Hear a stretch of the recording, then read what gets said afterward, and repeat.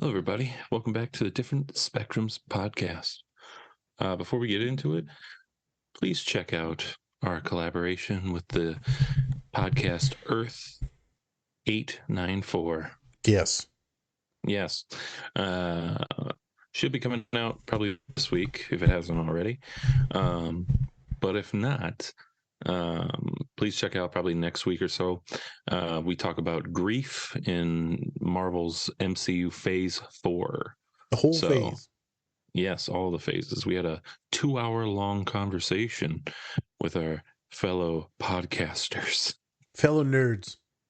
Yes, right. Yeah. So yeah, please go check it out, and then please give them some follows and some likes along with that. Yeah, good guys. Funny guys. They are. Ain't better than They us. really are. But they're funny guys. It's hard to beat us. Let's be real. Mhm. All right, now getting into it. If you haven't listened to our show before, we have conversations around mental health, and we dabble in humor. A pinch. Just a little bit. Habidash. Yes. Just If we bloomed. were Salt Bay, but less douchey. Yeah. We also try to help people understand, identify, and normalize their emotions from movies and shows, specifically certain scenes. You've probably already watched these movies and shows, but we're going to use a different perspective, and one could say a different spectrum.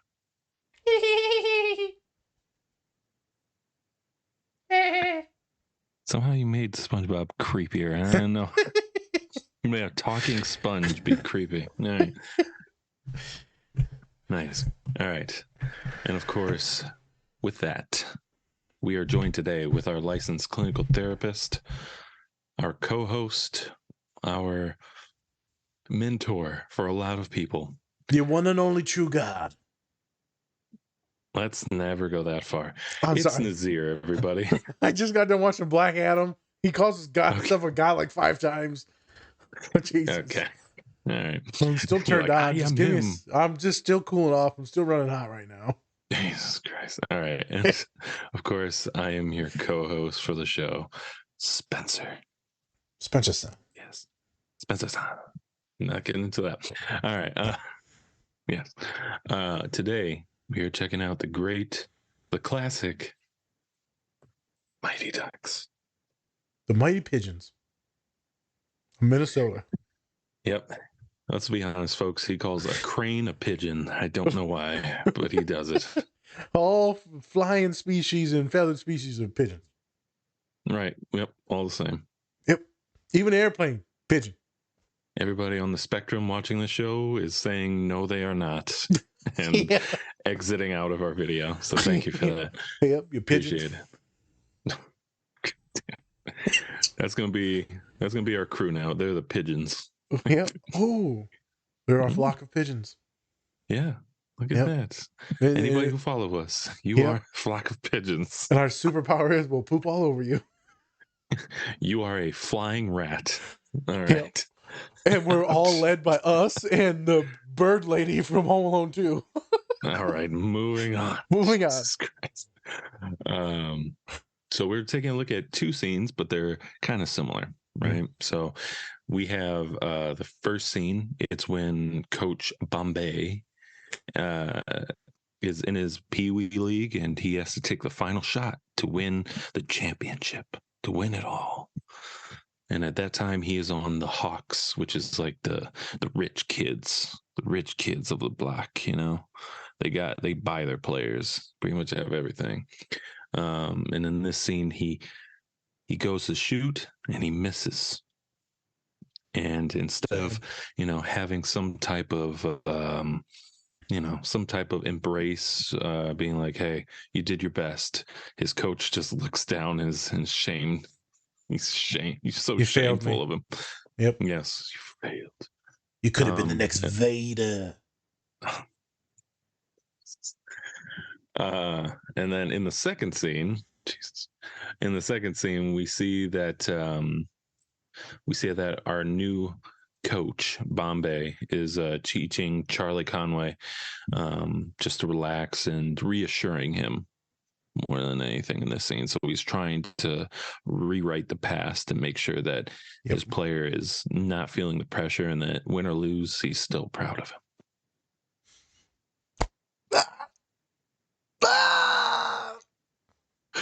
Why couldn't my father be? Jesus. Facts.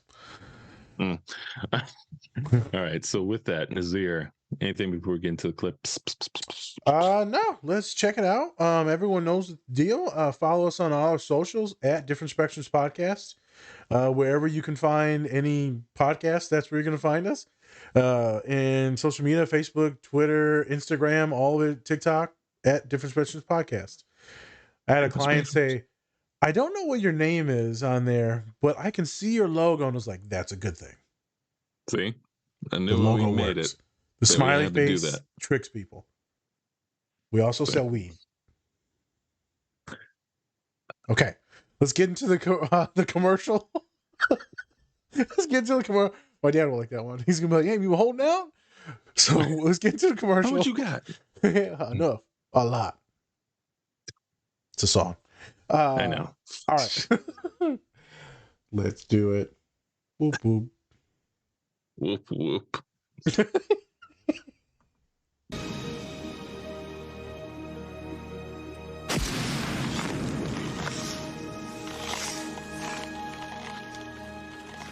All right, it's up to you, Gordon. Now, you missed this shot. You're not just letting your team down, you're letting me down, too. Remember, it's not worth playing. If you can't win. That's right. Okay, son, let's go.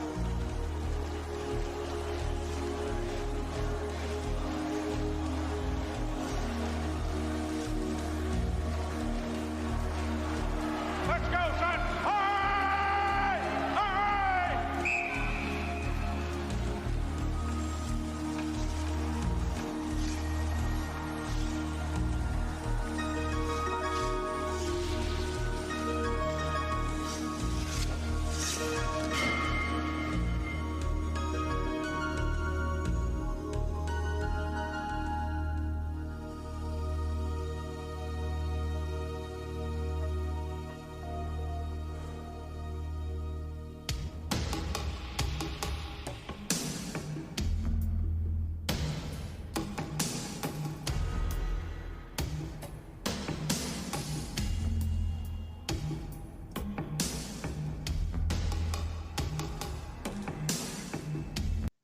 Oh, just spin. Let's let him finish.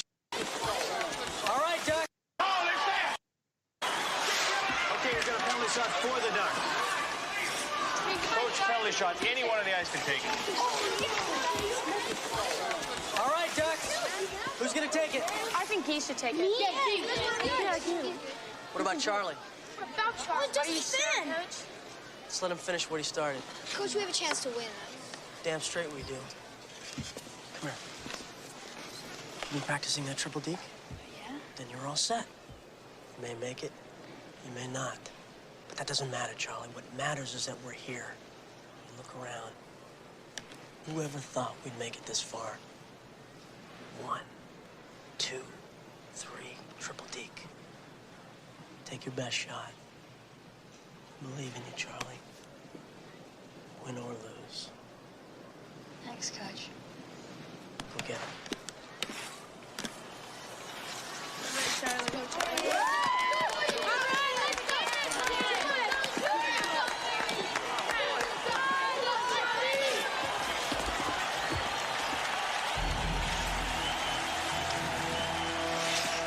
Okay, now wait for my signal. Good luck.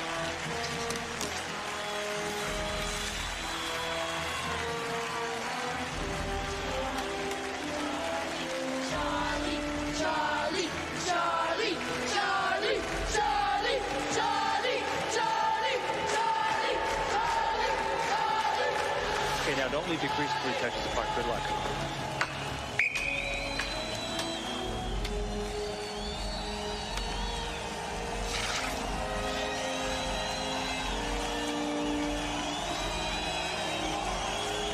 Come on, Charlie. Come on, Charlie.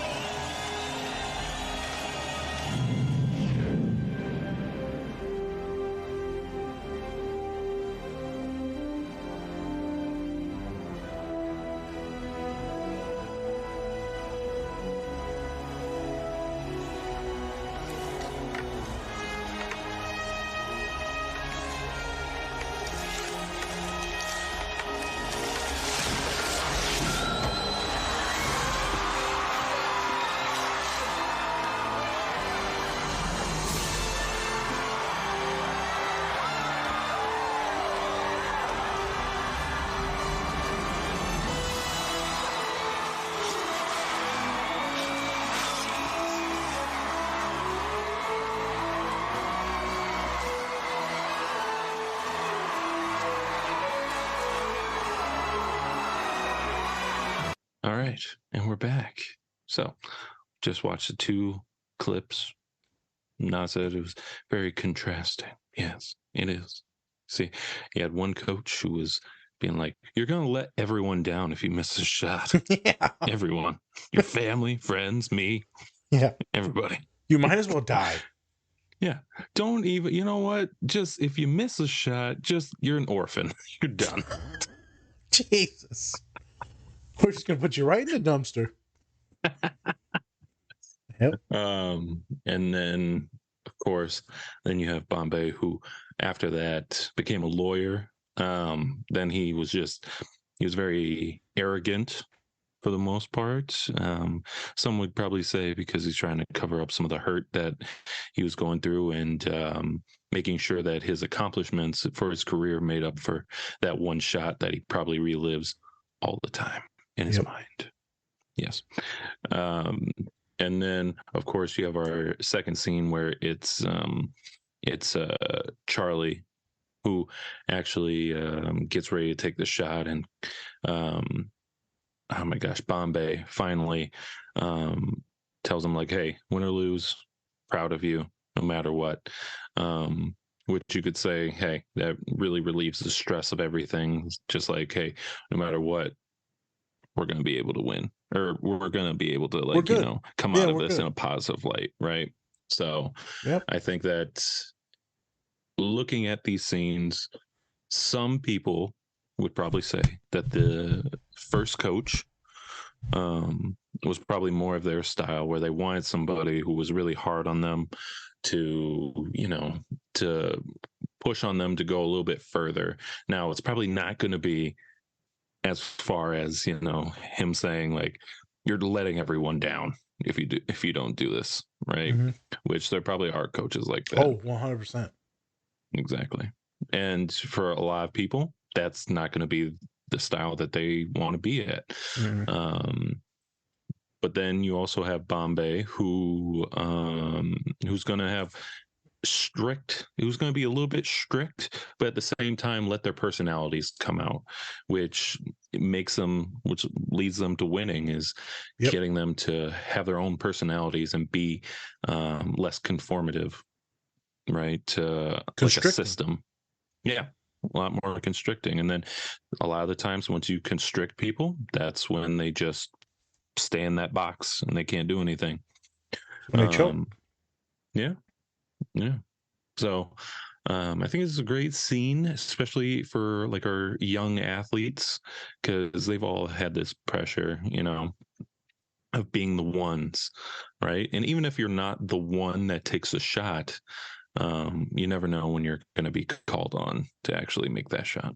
So I think it's a good scene for that. Nazir, what comes to mind when you watch this scene? So before I get into that, I'm going to vibe off what you said before I forget it, because I'm already forgetting it. Okay. Come on. There it is. So take the shot. So just because you ain't taking the last shot doesn't mean that you're not taking like all these other shots. So in the show, they all have their moments. And so we picked this. Spence picked a movie, and then we kind of picked these scenes. And I was like, ooh, let's do this contrast. So this coach being kind of terrible, and how this can actually hurt players. And it isn't even sports. This could be a professor, a teacher, an advisor. This is anyone in a leadership role. You do or you die. It's black or white. You win or you lose. It's Ricky Bobby. You're first or you're the next loser. You're first or you're last. There you go. Yeah. Well, there's one where they're first or they're last, and there's another one where second place is just the first loser. So that's a way to go about it. Sure. The second one, what Bombay does, is more of an open technique. He kind of lets you be you, let your personality kind of ooze out. He does control things, but there's also this ability to like free ball. There's ability to do what you need to do. There's ability to experience your own personality and persona. It's like Aaron Rodgers at quarterback. You're going to let him do some stuff on his own. Tom Brady at quarterback. You're going to let him do some stuff on his own. Yeah, I kind of mix it with like Phil Jackson. That was his style, just kind of letting his players be who they are, and then with inside the system, if he needs to step in, he does. Yeah, within the system, and then if he has to step in, then he does. Correct. And so that's a wonderful way to do it. It's the way I do it with therapy. So before I forget this, my youngins, and they're not necessarily youngins because they're graduate students. So in my graduate support group that I run, one of the groups that I run, some of the feedback was like, they were like, I love Nas as a man, as a human, as an entity, as a celestial being. The cool comment is he does have control over the group, but he allows us to kind of run things. He knows that we're grown ass adults and that we can foster and maintain things within inside the group. I don't need to lead everything. Right. And I like that. And sometimes they'll look at me as the group leader and I'll be like, how y'all want to do this today? They're like, you're the leader. I'm like, nah, we ain't playing that bullshit. We're all autonomous humans in here. Like, what are we doing as an entity? And sometimes some of them don't like that because some of them want a little bit more control, me to control things. I'm like, yes and no. I'll control it when I need to. That's my type of leadership. There's no pressure. There's really no anxiety, right? I will guide when I need to. And I will be very communicative, and you're going to know what I think, when I think it, why I think it. Right. So it's not like I'm hands off. That's not what I'm doing. The hands is on. Oh, let me rephrase. I ain't touching no one, so my hands ain't out yet. The hands are near them. Yeah. The mind is on you. That don't even sound right. But yeah. Landed. I know. That's the thing, is there's a way to lead without controlling. There's a way to lead without being punishing, demeaning, demonstrative. There's a way to do it. Some people be like, well, you're just okay with losing. Motherfucker, ain't about that. Yeah. There's more than just this W. And then you got people like Kobe and a couple other people be like, well, I ain't into those moral victories. Yeah. And in saying that, Kobe's mindset was always growth. So he's like, yeah, fuck it. If I lose, I lose. I hate it, but I'm still going to grow and be better. And I'm going to literally dominate and kill you next time. Yeah. Growth. And I think along with that, that's a competitiveness right there. And that's the way opposite of what that first coach was doing, right? Because he was literally saying, like, this is it. Like, if you lose, this is it for you. You're done, right? While, Kobe and a lot of other coaches just go like, all right, we lost, but you know what? We got to grow from this. And we got to get better. The problem when like people like Kobe or Michael Jordan, they get angry when you're not putting in the effort that they're putting in. Correct. So if he's going 110%, you better do the same. Even if you're not as good of a player as Michael Jordan or Kobe, you better be putting in the effort, or else they're going to be on your ass. Correct. And Steve Kerr got some lumps for. Kobe pushed around some people too. Oh, of course, yeah. That's how they do it. Vucevic, or Sasha, his best friend Sasha, he done got in fights with him. Farmar, he got in fights with all them guys. Gasol, yeah, that's what he did, man. That's what he did. He's gonna push you, but it's all still about growth. So long as you're putting in the effort and the knowledge and the time to grow, well, I'm okay with that. If you fail, I'm okay with that, but we need to learn. So if you look at Kobe's younger years, right, he was taking the last game-winning shots in like the finals and all, and he kept missing 2 years in a row. They lose the championships in LA, and then he become the monster that he was, the Mamba. The Mamba. So the biggest reason I think why we did this is his leadership. Mm-hmm. How does one show leadership in their profession, with their children, with their friends, on a team, as a therapist? Mm-hmm. So I think that's the big question watching this. You already know, a lot of us know how it feels to be a net first coach. You know what it feels like to feel absolute fucking shit and that you don't even want to exist in the world anymore because you assume that you're trash now. So you don't want to do that to your player. That tyrant leader, right? Mm-hmm. That's what we talk about all the superheroes. Just got done watching Black Adam. It was a tyrant king and a leader, and then Black Adam becomes, who he is to be the hero. Technically, it was his son, and then transferred. Bro, when the son got shot with the arrow and died, spoiler alert, I'm sorry. Like, I literally, gasped. Yeah, I know. It was surprising. I was like, I knew like he somehow he died, right? Because that's how Yeah. he became Black Adam. But I was like, y'all had to shoot him like in the face. I literally died. I'm like, the sun, not the sun. Really, the good one. Why is it always the sun? They wonder why people are mad. And so there's different types of leaders, man. And Yeah. you've got these other leaders like, I almost said Steve Carell. I meant to say This Pete great Carroll. leader, Steve Carell. Great leader, Steve Carell. I was gonna say like Pete Carroll. There's a bunch of coaches in the NBA and NFL that are like him. I would say Andy Reid's gonna be like him. Allows you to be creative. Allows his coach to do what he wants to do. There's a lot of coaches that are just, they'll allow you to do your thing inside the system. I think it's pretty awesome. There's a way to speak to your players to gas them up, to keep them grounded, but to gas them up. Yes. I do this all the time when I'm with students. Okay, so we said, you said all this horrible shit, but you got this, this, and this is pretty awesome. Do you believe this stuff? Oh, no. Do you believe that I think that is true? Oh, yes. And then we start dialoguing about that. Then we try to build their self-worth up. It's not based on BS. It's based on the actual facts and reality. Right. I'm like, do you need to work on some stuff? Yeah.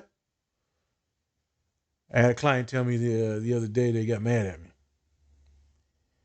They said, Nas, you called me oblivious the other day. And I don't remember why you said it, but I was so mad. I said, oh, okay. I don't remember why I called it either. Well, let's talk about it. You should have called me out right then and there. That's how close we are. You should call me out. Because I don't want anyone to feel like horrific in my office.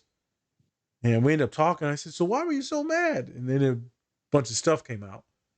And then they were triggered. Well, I don't even like you saying I was triggered. I'm like, motherfucker, what you want me to say? Like, you was... Amici? I don't know. Like, I don't have a word for Amici. He was degraded? I don't know. You got hit in the head with a word that reminded you of a word that someone else used to say, and it brought up some trauma. That's what we call a trigger. True. So the landmine, even with very caring people like me, are still there. You might not know you hit those landmines, but if you're willing and open to communicate and people feel safe enough to communicate with you, that is a leader. Mm-hmm. If they can bring their failures to you and you can work on it and talk about it, that is a leader. Now, if your clients and people are just fucking up shit and they're too scared to tell you. Yeah. Like when you bring home your report card, I don't know about you, Spence. My mom's a little behind. I bring home that report card. I'm like, my ass going to be red as hell tonight. I'm about to get that whooping. So for me, it was actually more of like, I didn't want to disappoint her. So I would just, and I sucked ass at school. So of course, with report cards and stuff, I'd be like, did I? Wow, I had no idea. I have a D. I'm surprised as you are. How did I do that? Oh no, I would have got a knuckle puck right to the face. You like how I did that, right? Yeah, she would just like grab her stick, just yeah, knuckle puck. Yeah, I still got the lump. It's a Carlos, not Carlos Mencia. That's a George Lopez moment. I still got the lump, Mita. My head is still swollen. Yeah, well, welcome to being Mexican and high blood pressure. Just retain. This is all water. Wow, that's amazing. It's like a water mattress. It just goes. Yeah. So wonderful scene for anyone that's going into leadership, for any therapist that's looking to navigate themselves with their interns, their clients. Very enjoyable as well for anyone that lives in the Minnesota area, because this is a Minnesota-based movie, right? Yes, it is. Minnesota. It's one of the top Minnesota movies out there. Yeah. Let me tell you, we don't have a lot, so we could grab what we can. This is one of the ones. We're gonna have to tag Minnesota stuff. Yes, we do. Anything you're thinking that you want to add about just leadership or mentorship, or just emotions, just in general? I just think that a lot of the time we listen to the like our that first coach there. We just listen to them more than we do the Bombays of our lives, because we get so like emotionally attached to it, rather than the other side where we're kind of just a lot more passive when people give us compliments or people say that it's okay to fail. We always want to say like it's not okay to fail. But let's be honest, if we fail early on, then we can actually, build ourselves up to where we know where our floor is. That's my opinion. I think that once we hit that floor, I don't think we can really go back to being as low as we were before. That's just me. True. And I feel like I have to believe in that, especially coming from, where I've been in my life. I think that we always have to make sure that even though those older coaches are still in our minds saying negative things to us, that we can build up and be better, and learn from those coaches and say that I'm not going to be like this, right? Like, for example, when I have kids one day, I'm going to make sure that I'm always there for them and that I'm never going to be I'm not going to say my dad was like a bad dad. He wasn't. It's just he wasn't as there as much as I would like to. Yep. That's a whole other thing. But, I want to make sure I learn from him and be like, okay, I'm going to be there for my kids a lot more than I was for him. And I'm going to have different life choices than he did. So I can keep on sticking with my family in that sense. That's just kind of an example. And I hope that we can actually have those good mentors and they stick in our minds more than, like I said, those first coaches that we talked to. But yeah. Because they stick. Mm-hmm. They stick, man. Those negative things, especially when you're young. People are like, I ain't got no big traumas. And then we get to talk. I'm like, nope, that's a trauma. That's a trauma. That's a trauma. That's a trauma. All the little traumas. Right. That's one big fucking trauma. Right. And people don't look at it like that. But when them coaches or teammates or people are ragging on you and they calling you horrible things, like slow or fat or unathletic, or right, it sticks with you. And then maybe you change your body style and all that, or you finally hit your growth spur. But that damage is done pretty young. It can cause a lot of eating disorders, body dysmorphia, perfectionism, and stuff later in life. It can be very damaging. I'm not saying everyone gets a trophy. I'm not saying that. There's a certain way to push people and to talk to people, especially children. Yeah. I remember because I was a legit horrific kid, but I was like super nerdy as well.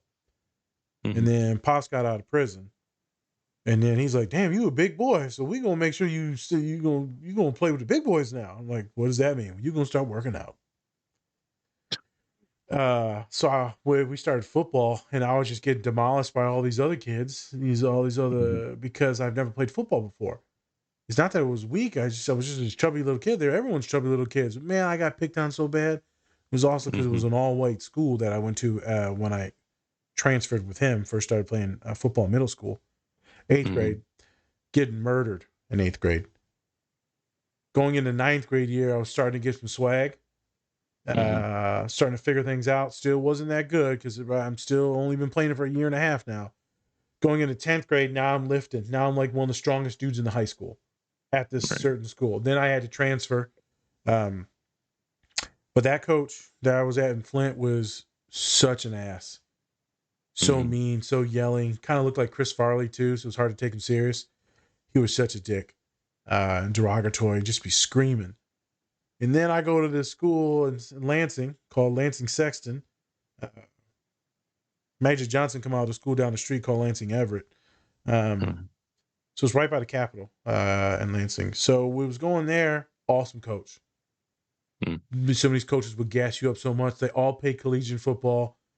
Bunch of them played in the pros. One of them played in the Super Bowl.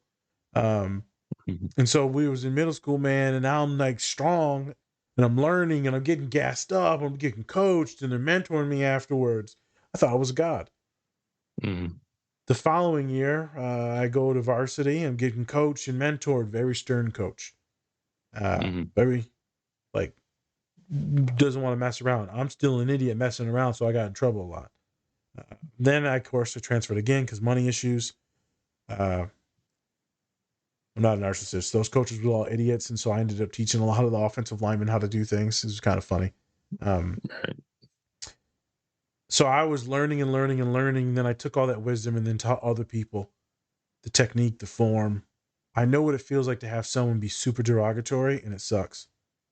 Mm.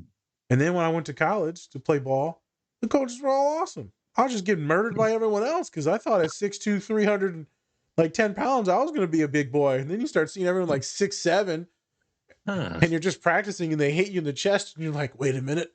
Well, I shit on a kidney. Well, and I coughed up blood again. I would just go lay down after practice. I wouldn't even shower. I would just lay down on the floor in my dorm and just die. Yeah. During practice, I'm like, I got it. I'm fine. I'm tough. Right after practice, someone just crying in a ball. All right. So I do have a question for you.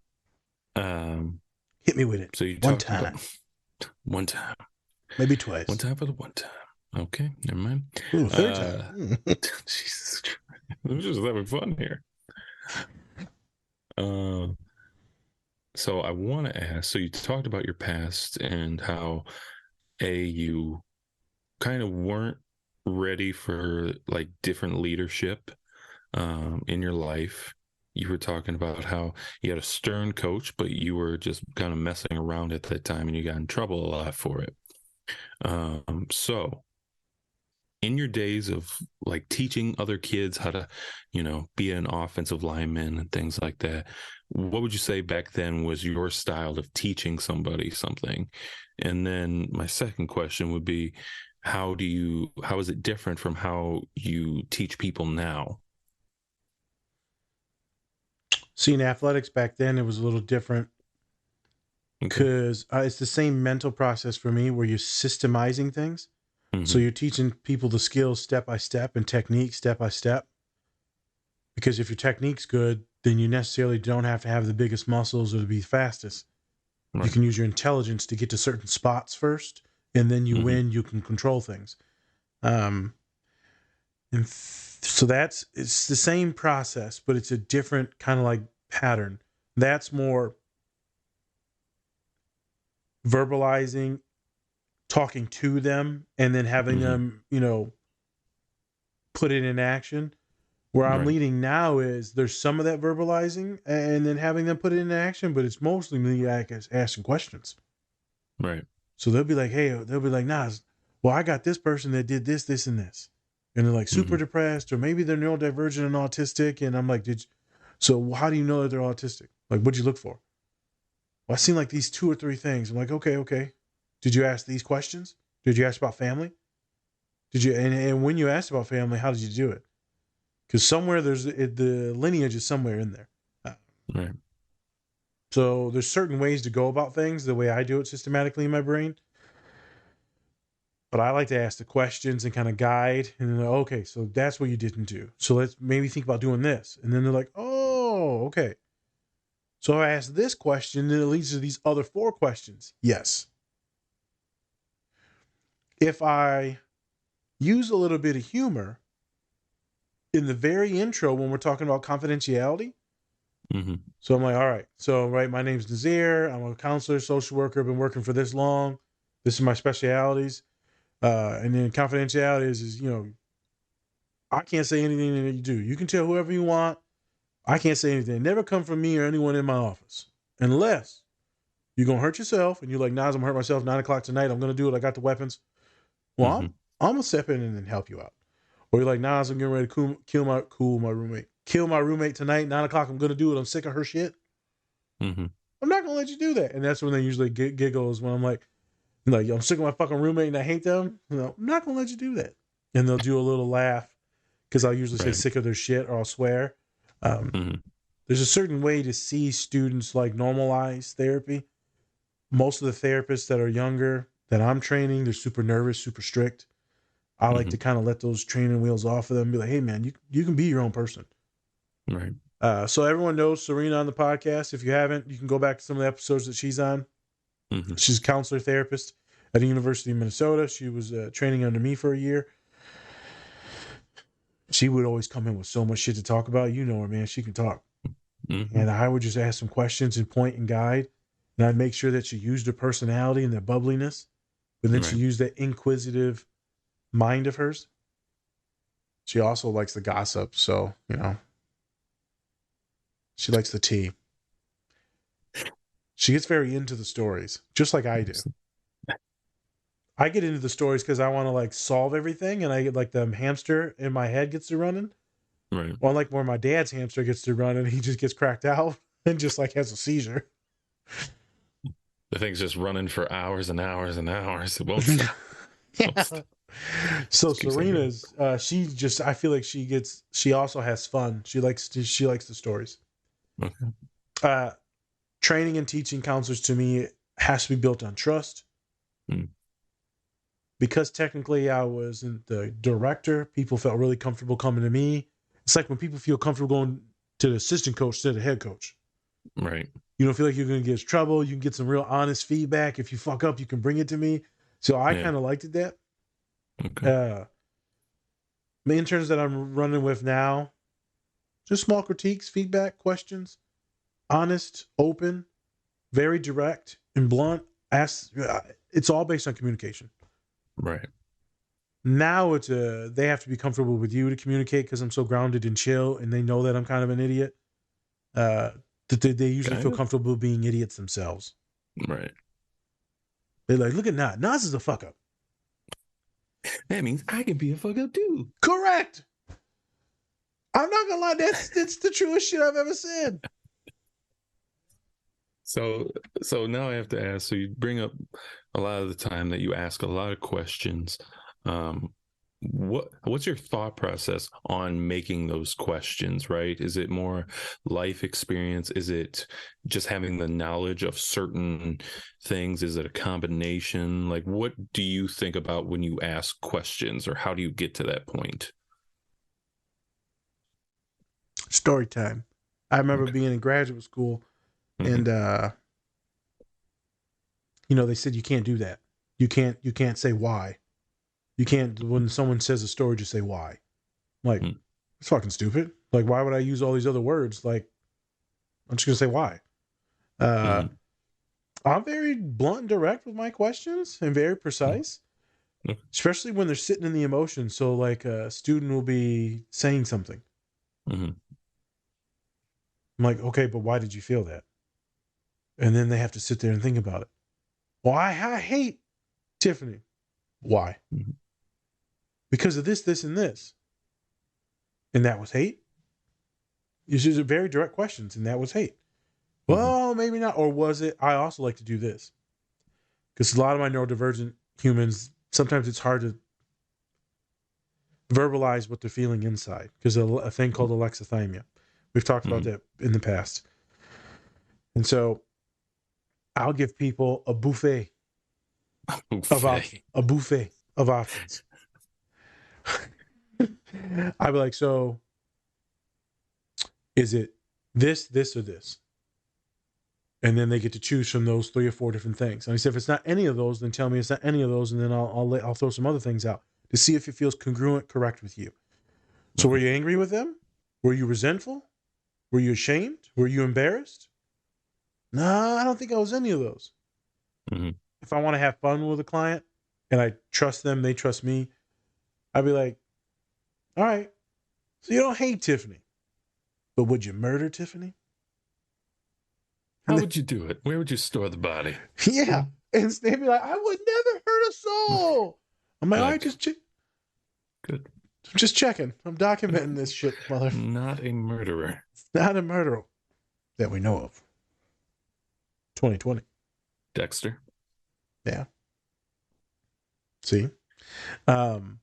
So I like to throw multiple things out there and let people select from that if they're having trouble coming up with things to answer my questions. I think it's about the way you ask questions. Okay. If they know that you're actually interested in their story and empathizing, you can almost say it in any way that you want because they know that you're connected based on how you're sitting with them, looking at them, how your body posture is, how you're actually following the story. Because most humans They'll never ask any questions. Even in our day-to-day conversations. People don't ask you shit. They really don't. They're like, you might say some stuff and then they're waiting to say their own stuff. So very rarely will they ask you questions. Yeah. I've been told I ask a lot of questions, even like to friends that are hanging out. They'll say something, then I'll ask like 10 questions. And they're like, wow, you're really interested, aren't you? I'm like, well, you just said all this random shit. So I don't really understand how you got to that thought or emotion unless you tell me. See, and that's kind of the thing with me is like sometimes I don't ask enough questions, whether it's like for my job or whether it's for like if I'm talking to somebody. I run into that myself sometimes, struggling where I just don't know what questions to ask because my mind just isn't going through that process of being like, you should ask this because I just don't have anything. Yeah, your hamster's not on running like mine, where mine's just fucking running. Right. Yeah. And it's sometimes a struggle because people are like, you have any questions? I'm just like, no, I'm good. Just like 5 minutes. I'm like, nah, I'm good. Okay. That one is a very common thing. Whenever you ask someone, do you have questions?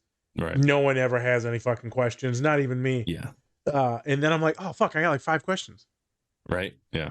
That's a tough one. Mine come in the moment based off the emotions that I feel. Okay. So I should specify that. When you or someone tells me a story, I'm like, that made me feel something. I should ask a question because they didn't say something that should have triggered another set of thoughts. Boom, Right. question comes. Because I need to know what you're feeling. But if your words aren't telling me, then I have to dig. Right. So then at what point do you get to where you just, is it in the beginning? Do you ask like a ton of questions and then you narrow them down? Or do you ask specific questions first and then you kind of go off of like what they're saying and then ask a ton of questions, if that makes sense? Yep. So I do the intro. I start asking about like kind of what's going on based on their emotional state. Right. If they're like chill and vibing and not, or if they're chill and vibing, then it's a conversation. There will be questions. Okay. If they're not saying much at all and you're like they're very reserved, very anxious or neurodivergent and they don't like speaking, then there's a lot of questions because they're very short answered and I need to pull things out of them until I can find a topic that they like. As soon as I find a topic that they like, now that they trust me, now I can use that topic against them to build a relationship to get them to open up. Okay. I would say against them, with them. Yeah. I was like, wait a minute. If they're like legit in there sobbing and crying or having a panic attack, well, now the questions go away and my voice changes. Wow, that's really tough to deal with. I just kind of sit there and vibe. I've also done that too. Is like if where somebody's in like a more of an emotional state than me, quiet, and I'm just like, okay, yeah, that's it. Yeah, because at that point, you're not going to match their energy. You don't want to do that because at that point, it's their thing. It needs to be focused on them instead of you gathering information. Exactly. So let's transfer this back to the scene. Yeah.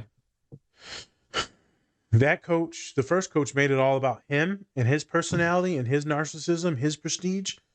And then that projected onto the kid, made the kid very fearful, very ashamed, and how traumatized he was, where he's just bent over, just kind of dead inside. Yes. The next scene, Bombay is like, hey, man, you got this. I got faith in you. He's like, why you got faith in me? I ain't shit. You practiced that thing, didn't you? You did what you were supposed to do, right? Well, let's go. We win or lose, doesn't really matter. You practiced. I taught you. I believe in my faith, my abilities as a teacher.